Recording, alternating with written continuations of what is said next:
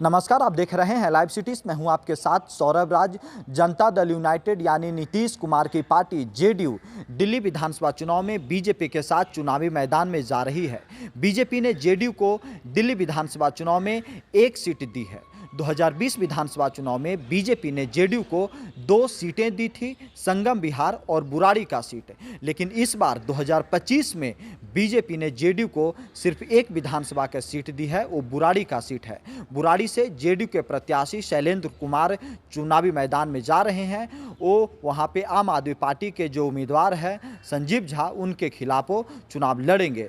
लेकिन 2020 में जेडीयू 2 सीटों पर चुनाव लड़ी थी और इस बार उन्हें सिर्फ एक सीट दिया गया है।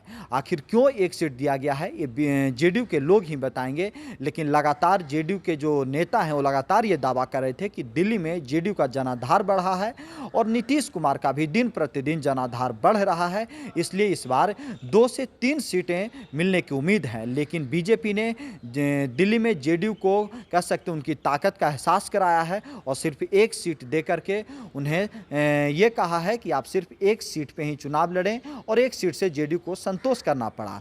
आपको बता दें कि यहाँ पे 5 फरवरी को दिल्ली में वोटिंग होनी है, 8 फरवरी को चुनावी नतीजा आएगा। अब देखना होगा कि दिल्ली में एनडीए के क्या स्थिति होती है, क्या परिणाम आते हैं, क्योंकि यहाँ पे आम आदमी पार्टी की सरकार है। अरविंद केजरीवाल मुख्यमंत्री थे, फिर अरविंद केजरीवाल ने इस्तीफा दे दिया। उसके बाद से आम आदमी पार्टी के जो विधायक आतिशी हैं वो मुख्यमंत्री बनी। लेकिन अब 2025 विधानसभा चुनाव अरविंद केजरीवाल के नाम पे आम आदमी पार्टी चुनाव लड़ रही है और उनके लोग आम आदमी पार्टी के समर्थक कह रहे हैं कि फिर से दिल्ली में अरविंद केजरीवाल की वापसी होगी, वो फिर से आम आदमी पार्टी की जीत होगी और अरविंद केजरीवाल मुख्यमंत्री बनेंगे।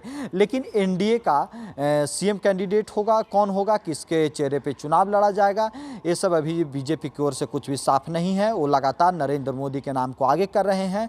लेकिन यहाँ पे पूर्वांचल के वोट को साधने के लिए नीतीश कुमार की पार्टी को सिर्फ एक सीट दिया गया है। यानी कि दिल्ली में बीजेपी ने जेडीयू को उतना महत्व नहीं दिया जितना देना चाहिए था, क्योंकि 2020 विधानसभा चुनाव में बीजेपी ने जेडीयू को 2 सीटें दी थी और इस बार सिर्फ एक सीट दिया गया है। यानी कि 2020 से 2025 के बीच में जेडीयू का जनाधार कम हुआ है। इसी कारण 2 से 1 सीट पे जेडीयू यहाँ पे आ गई है। अब देखना होगा कि क्या इसका असर बिहार में भी पड़ता है, क्योंकि बिहार में भी 2025 में विधानसभा के चुनाव होने हैं नवंबर के महीने में। क्या वहाँ पे जेडीयू बीजेपी को अपने हिसाब से सीटें देंगी, क्योंकि दिल्ली में जेडीयू से बड़ी अच्छी स्थिति में और मजबूत स्थिति में बीजेपी है, इसलिए बीजेपी यहाँ पे सीट शेयर की है। बीजेपी ने जेडीयू को एक सीट दे करके उन्हें चुनावी मैदान में भेजा है और कहा जा रहा है कि जेडीयू भी संतोष हो गई है। चर्चा ये थी कि संगम विहार भी जेडीयू चाहती है, क्योंकि पिछली बार 2020 विधानसभा चुनाव में यहाँ से जेडीयू के कैंडिडेट चुनावी मैदान में उतरे थे, बुराड़ी से भी चुनाव में उतरे थे, लेकिन दोनों जगह पे जेडीयू की हार हुई थी। और इस बार जो सिर्फ बुराड़ी विधानसभा क्षेत्र से जेडीयू को मौका मिला है। जेडीयू ने शैलेंद्र कुमार को अपना उम्मीदवार बनाया। अब देखना होगा कि शैलेंद्र कुमार कैसे चुनाव लड़ते हैं, कितनी मजबूती से चुनाव लड़ते हैं, क्या वो आम आदमी पार्टी के उम्मीदवार को हरा पाते हैं या नहीं, क्योंकि शैलेंद्र कुमार भी बहुत दिनों से यहाँ पे काफ़ी मेहनत कर रहे हैं। जेडीयू के दिल्ली प्रदेश अध्यक्ष भी शैलेंद्र कुमार हैं और वो पिछली बार भी जब यहाँ से चुनाव लड़े थे तो लेकिन उनकी हार हो गई थी, लेकिन 50,000 से ज़्यादा वोट उन्हें प्राप्त हुआ था। लेकिन अब देखना होगा कि 2025 विधानसभा चुनाव में जेडीयू का जो एक उम्मीदवार हैं वो कितना यहाँ पे वोट लाते हैं, क्या यहाँ पे वो कर पाते हैं, क्योंकि दिल्ली में नीतीश कुमार को बीजेपी ने सिर्फ एक सीट दी है।